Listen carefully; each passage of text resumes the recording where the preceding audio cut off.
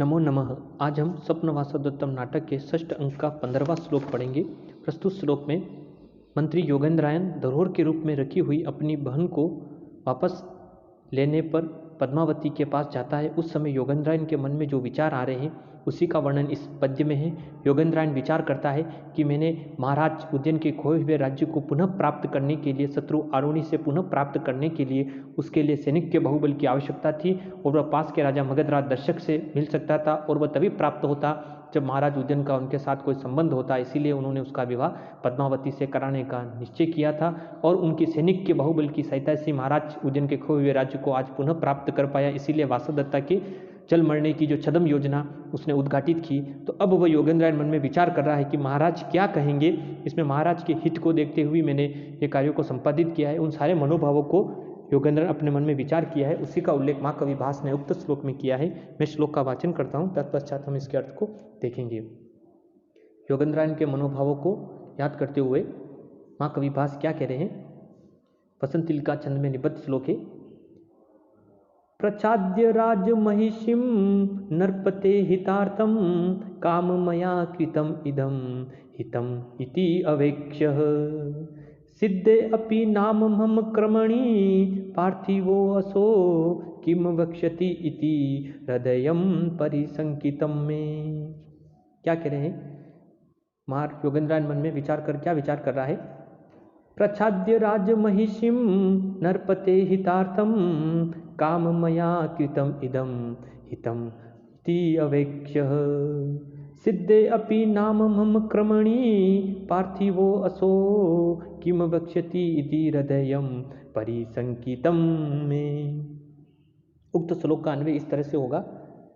नरपते हितार्थम राजमहिषीं प्रच्छाद्य हितम इति अवेक्ष्य मया इदं कामं कृतं मम क्रमणि सिद्धे अपि अशो पार्थिवः किम वक्ष्यति इति में हृदयं परिशंकितम नामः। योगेंद्रायन विचार कर क्या करे कि नरपते यानी महाराज उज्जैन के हितार्थम यानी महाराज उज्जैन की भलाई के लिए ही, उनके हित के लिए ही, उनके खोए हुए राज्य को शत्रु आरुणि से पुनः प्राप्त करने के लिए ही राजमहिषीं या राजमहिषी से तात्पर्य राजकुमारी वासवदत्ता के संदर्भ में आया कि राजकुमारी वासवदत्ता को प्रच्छाद्य का अर्थ छिपाकर यानी वासवदत्ता के जल मरने की झूठी खबर को फैलाकर ही हितम यानी इसमें उनका कल्याण होगा, यानी इति यानी ऐसा अवेक्ष यानी ऐसा विचार करके मया यानी मैंने मुझ योगेंद्रायन ने कामम यानी इस यथेष्ट कार्य को कृतम यानी मैंने इस कार्य को संपादित किया और मम यानी मेरा क्रम यानी मेरा जो कार्य है सिद्धे यानी मेरा जो कार्य सफल होने पर सिद्ध होने पर भी अशो पार्थिव का अर्थ होता है पृथ्वी का जो पालन पोषण राजन के संदर्भ में आए कि ये राजा यानी ये महाराज उज्जैन किम यानी क्या वक्ष्यति यानी कहेंगे इति यानी ऐसा सोचकर ऐसा विचार कर मैं यानी मेरा हृदय यानी मेरा जो मन है मेरा जो चित्त है परिशंकित नाम यानी शंका से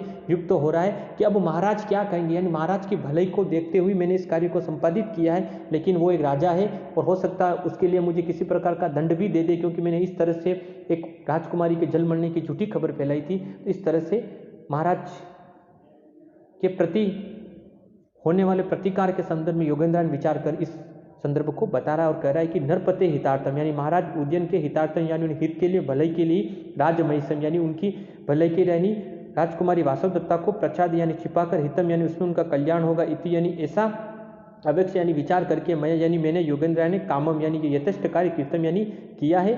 मम यानी मेरा जो काम है कृतम यानी मेरा जो कार्य सिद्ध यानी सफल होने पर भी अशो पार्थिव यानी ये राजा महाराज उज्जैन किम यानी क्या वक्ष्यति यानी कहेंगे इति यानी ऐसा सोचकर मैं हृदयम यानी मेरा जो हृदय है मेरा जो चित्त है मेरा जो मन है परिशंकित नाम यानी शंका से युक्त हो रहा है। इस तरह से योगेंद्रायन अपने मन में इस तरह की शंका रूपी कार्यों को विचार कर रहा है।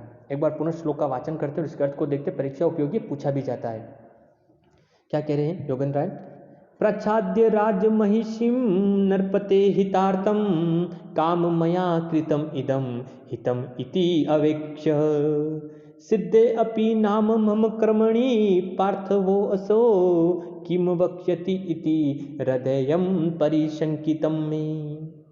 नरपते हितार्थम यानी राजा उज्जैन के हित के लिए उनकी भलाई के लिए राजमहिषीं यानी राजकुमारी वासवदत्ता को प्रच्छाद छिपाकर हितम यानी इसमें उनका कल्याण होगा, इति यानी ऐसा, अवेक्ष यानी विचार करके, मया यानी मैंने, योगेंद्राय ने, कामम यानी यथेष्ट कार्य को, कृतम यानी संपादित किया है, मम यानी मेरा, कर्म यानी कार्य, सिद्ध यानी सफल होने पर भी, असो पार्थिव यानी ये राजा, किम यानी क्या, वक्षित यानी कहेंगे, इति यानी ऐसा विचार कर, मम यानी मेरा, हृदय यानी मेरा जो चित्त, मेरा जो हृदय है, परिशंकित यानी शंका से युक्त हो रहा है। इस तरह से महाराज उदयन के प्रति योगेंद्रायन क्या कहेंगे, इस तरह से योगेंद्रायन अपने मन में विचार कर रहा है।